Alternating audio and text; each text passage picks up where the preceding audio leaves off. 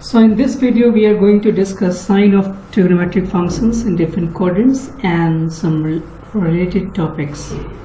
So here first of all we have to understand how the sign of trigonometric functions will be affected when an angle is located in any of the quadrant.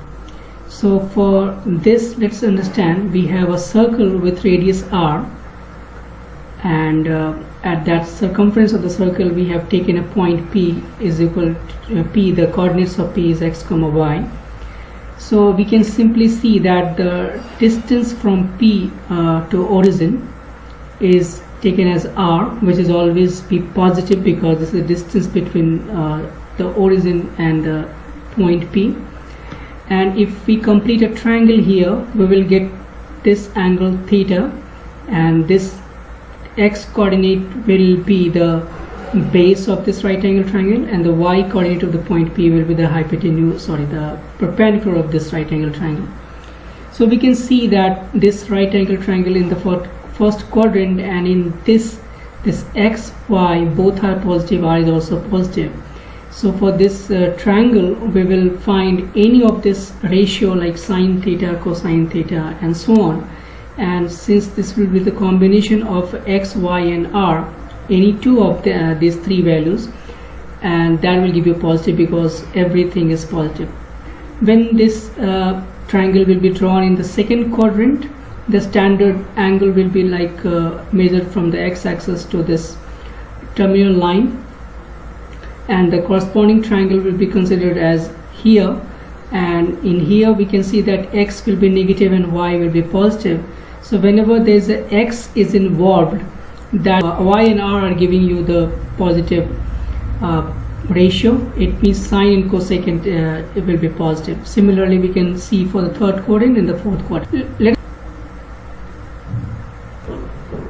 Let us try to understand this thing in GeoGebra in more interesting way.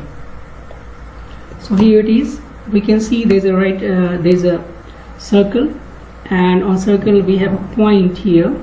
This point P is located here, let's say, and as we move this point, what will happen? Let's try to understand.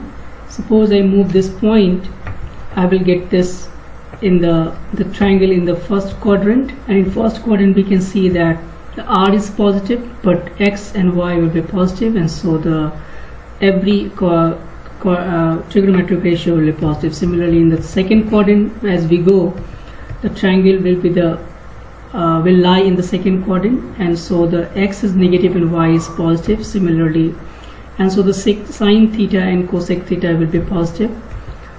And for the third quadrant we can see the x and y both are negative, and so the ratio of x and y, which is actually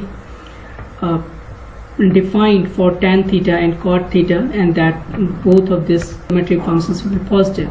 Now in this fourth quadrant we can see the x is positive and y is negative, and so the cos theta and sec theta will be positive in this quadrant. Now we understand, or we know that this first quadrant is all positive. S is for sine and its reciprocal, T is for tangent and its reciprocal, and C is for cosine and its reciprocal.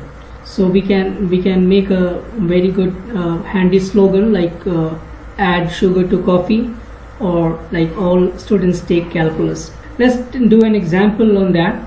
So suppose I have given that sine theta is negative half and theta is lying between 180 degrees and 270 degrees. So we can realize that 180 degrees and 270 degrees are the boundaries in which this theta is lying, and so it is in third quadrant, and we have to find the other 5 trigonometric ratios.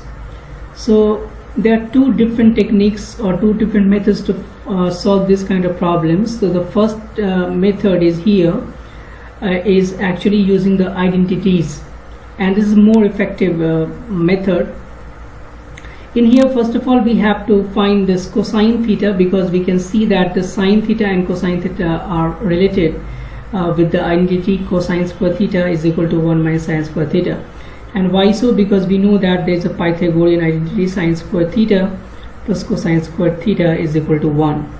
Similarly, we have 1 plus tan square theta is equal to secant square theta, and there is one more, 1 plus cot square theta is equal to cosecant square theta.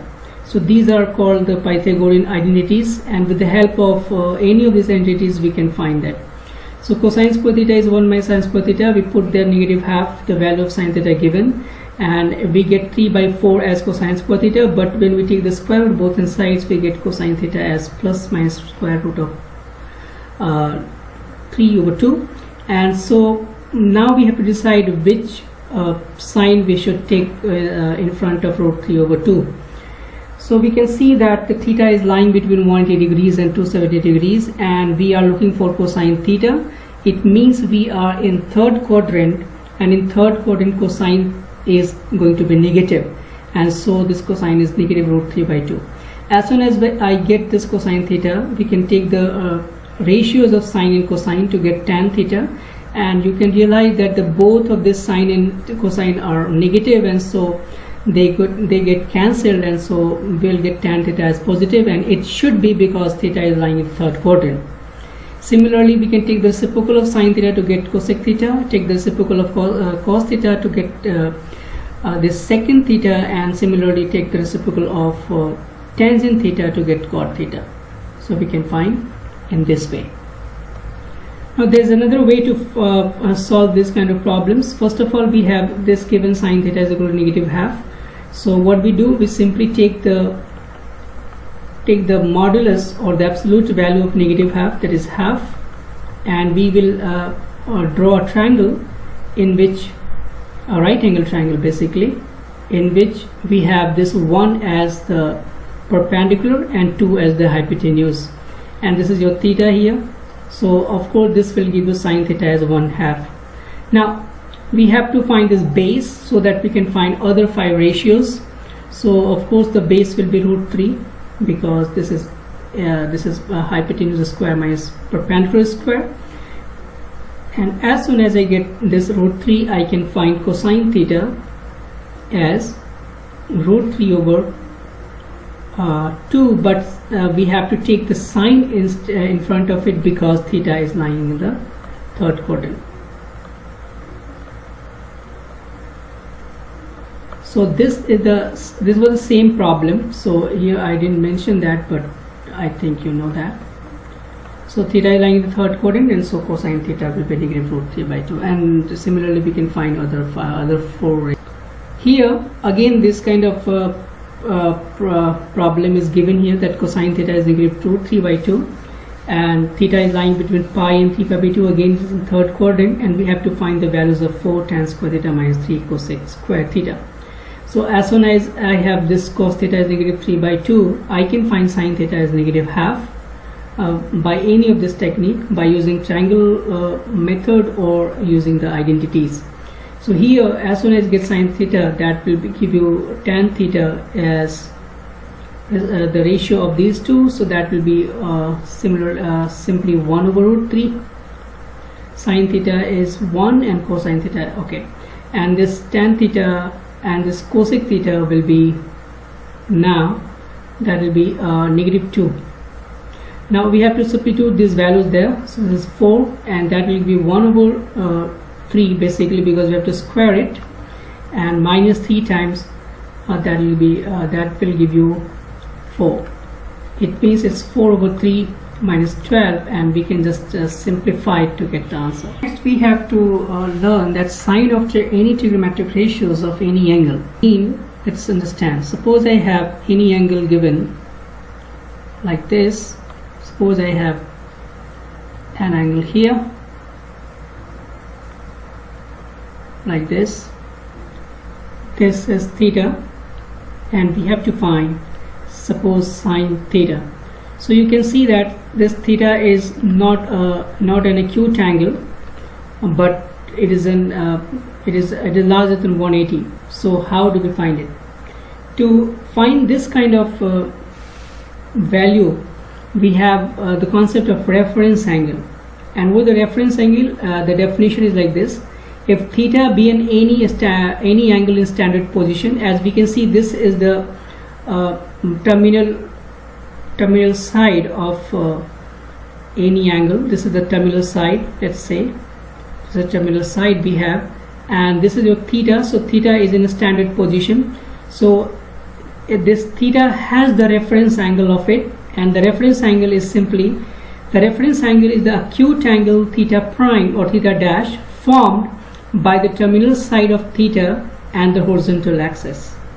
So the horizontal axis is just the x-axis, but we have to take the acute angle. It means we have to be in this third quadrant itself, and we have to measure this angle as the reference angle of theta. So this is going to be theta dash, and that will be the reference angle for theta.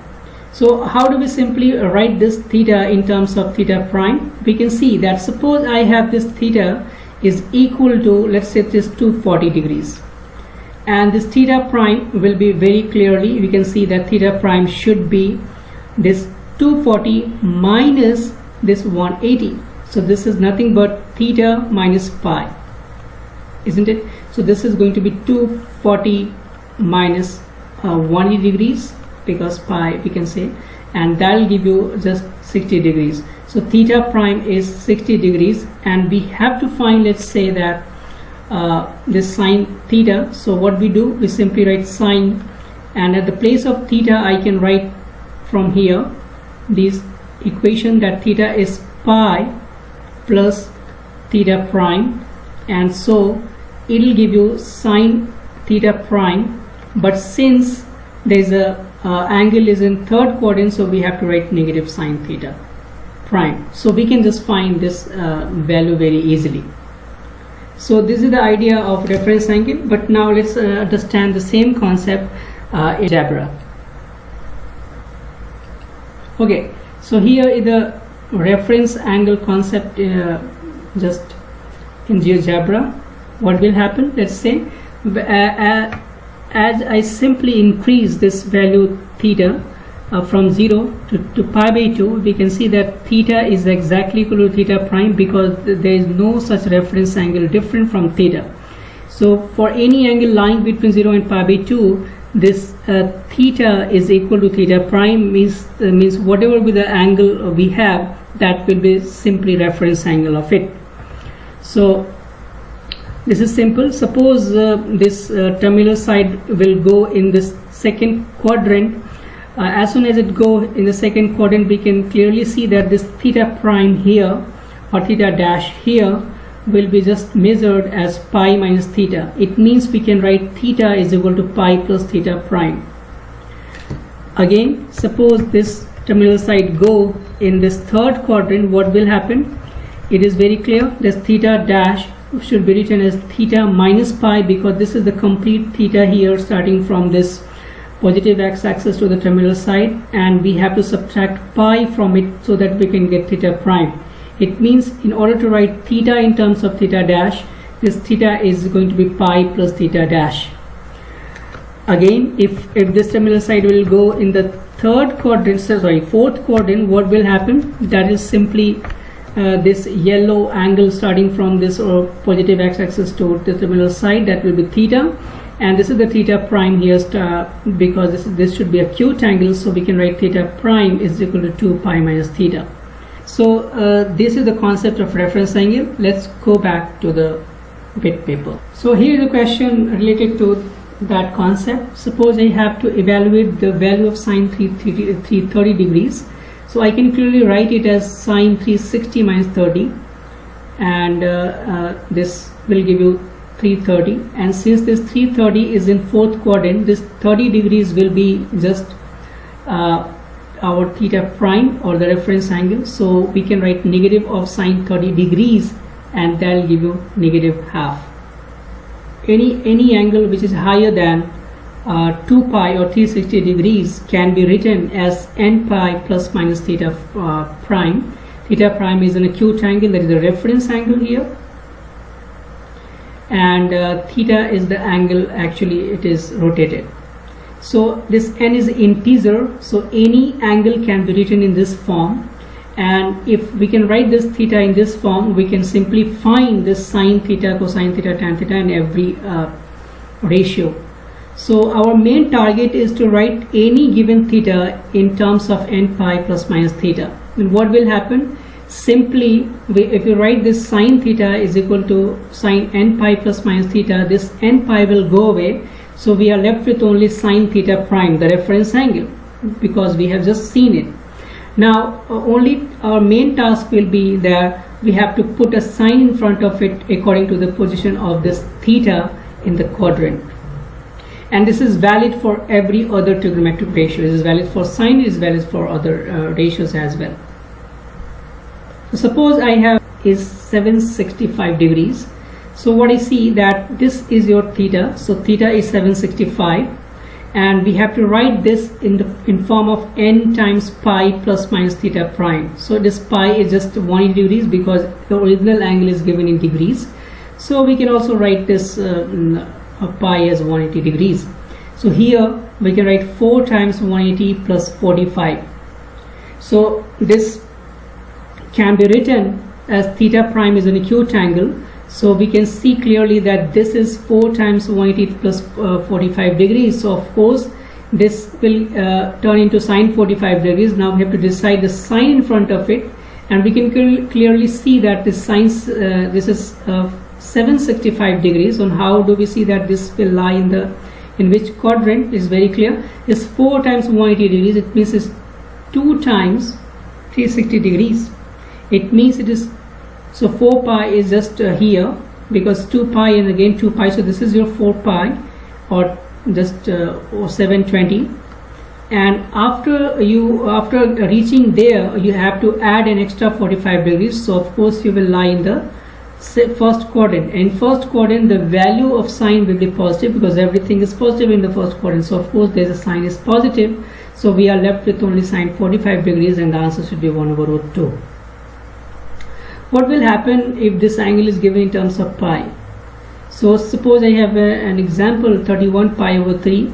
So I can see this 31 can be written as the sum of 30 pi plus pi, so that this 30 is the factor of 3, and it can be cancelled with 3 to write it like this, 10 pi plus pi by 3. So we can clearly relate it to see that this theta is n pi plus theta prime. So this is your reference angle. So it turned into sine times sine of reference angle, and this is 10 pi again. It will lie here, and 10 pi is here, and we add theta prime here. So that will be the first quadrant, and of course this will give you root 3 by 2 as the final answer.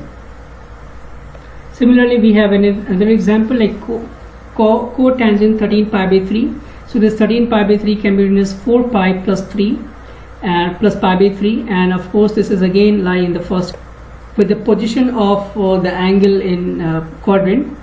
See, this is this side here is actually 0 or 2 pi or 4 pi or any even pi. So this is reserved for even pi, and this is reserved for odd pi, because of course you will get pi, that is 1 pi, 3 pi, 5 pi, and so on.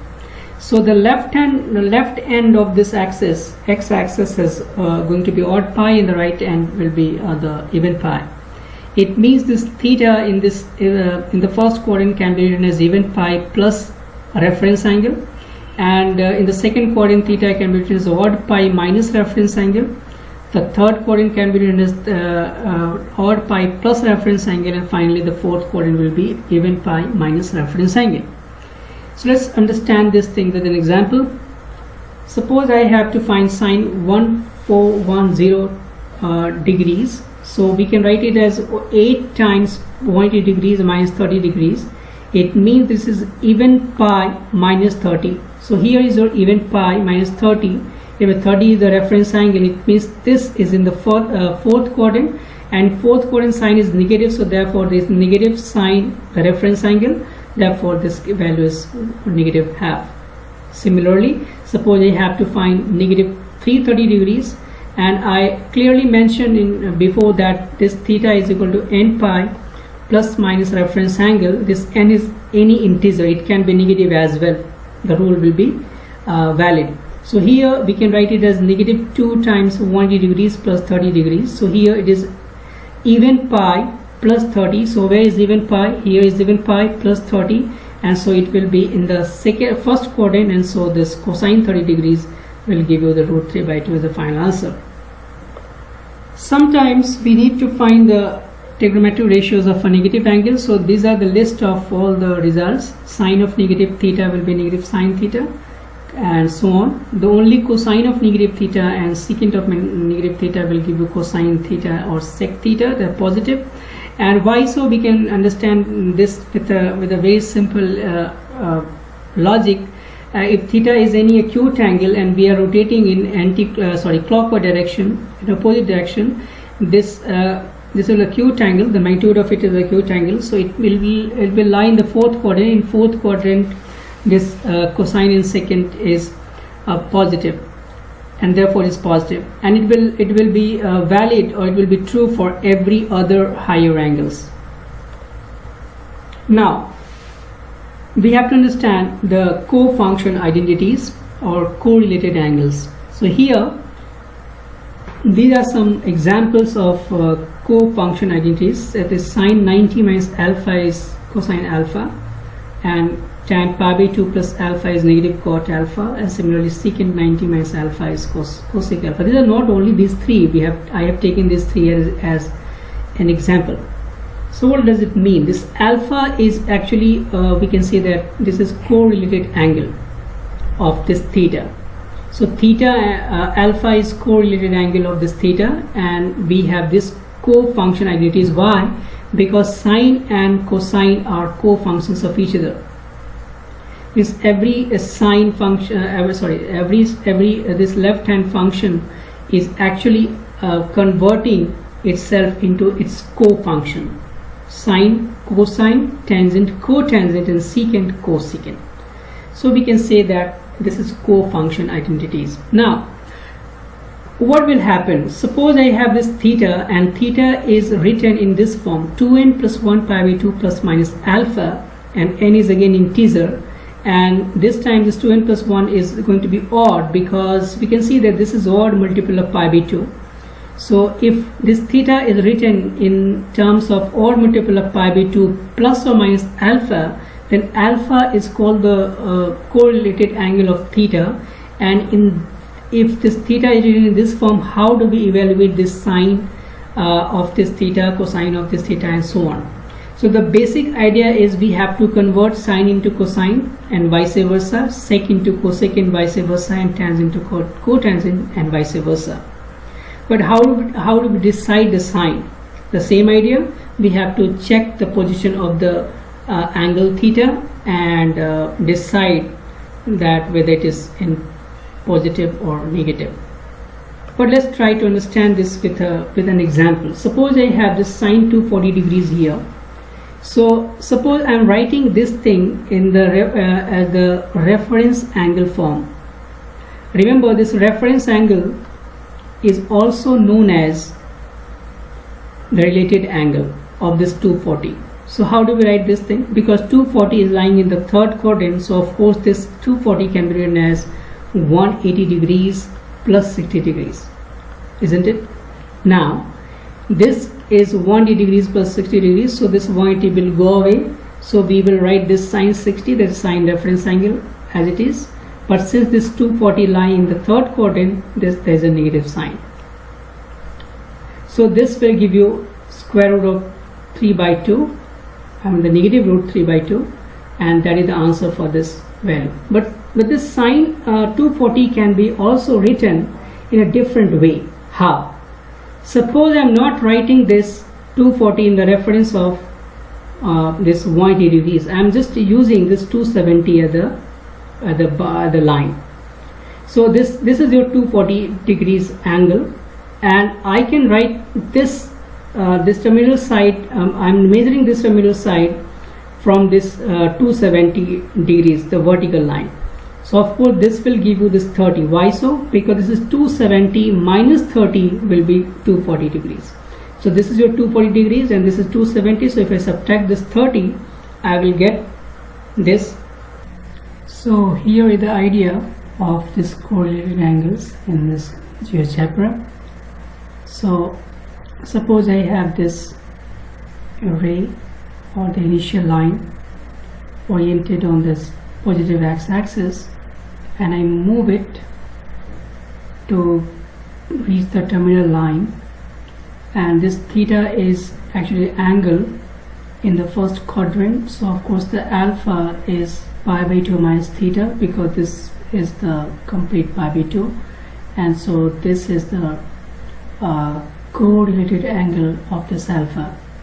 As soon as this ray will go in this second quadrant, this alpha will be theta minus pi by 2, or theta is pi by 2 plus alpha. Similarly, if this ray will go in the third quadrant, this theta should be 3 pi by 2 minus alpha, because now we will measure this alpha from this 3 pi by 2, because we are only measuring it the angle from the vertical axis. So here this is theta, and so the alpha will be 3 pi by 2 minus theta. And as soon as you go this in this fourth quadrant, this is alpha here, and this is your theta, which was the standard angle. So alpha should be 3 pi by 2 plus theta.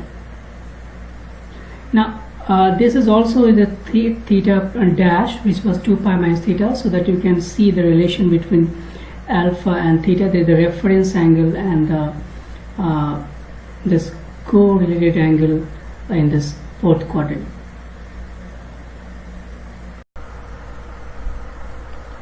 So on the basis of this fact, let's do some examples. Suppose I have to simplify this thing, and we have this sine 3 pi by 2 minus x cosine pi by 2 minus x divided by cot pi plus x times tan pi by 2 minus x.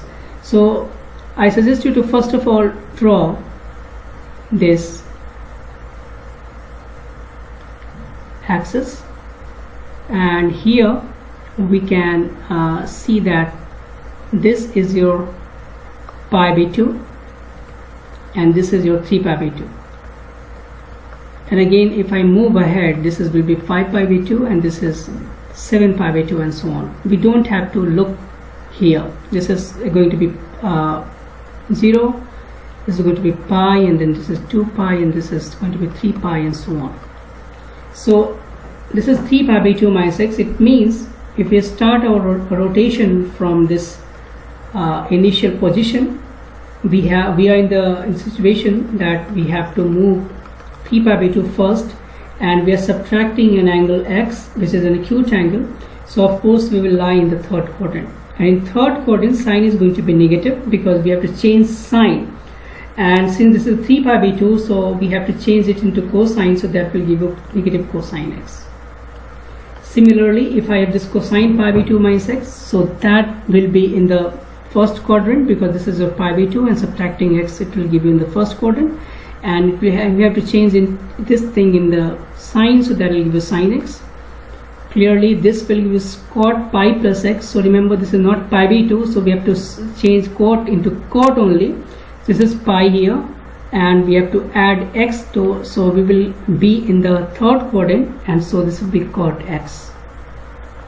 And finally tan pi by 2 minus x will give you cot x by the similar logic. So this is going to be simplified further, and that will be the answer. Similarly, I have this question, that sine 5 pi by 2 plus x. So of course here we have this pi by 2, 3 pi by 2, and then 5 pi by 2. So 5 pi by 2 plus x will give you this cos x, cosine pi by 2 minus x will give you the sin x, and this sec pi minus x will give you negative sin x, and similarly this will give you negative cot x, and after simplification we will get this thing. So that's all for today's lesson. Thanks.